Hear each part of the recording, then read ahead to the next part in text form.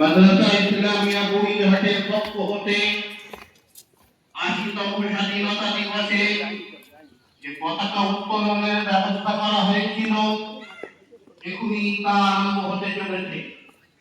পতাকা উত্তোলনের জন্য সম্মানীয় সম্পাদক মাওলানা আব্দুল হাকিম সাহেব পতাকা উত্তোলনের জন্য আসছেন।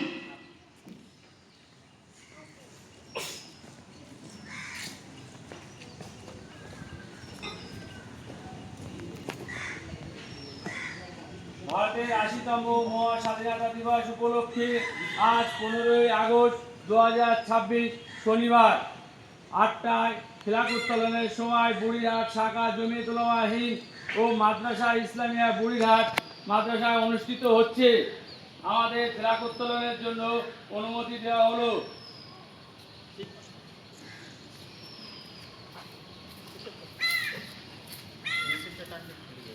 আমাদের পতাকা উচ্চে থাকুক, তোমরা বলো উচ্চে থাকুক, উচ্চে থাকুক।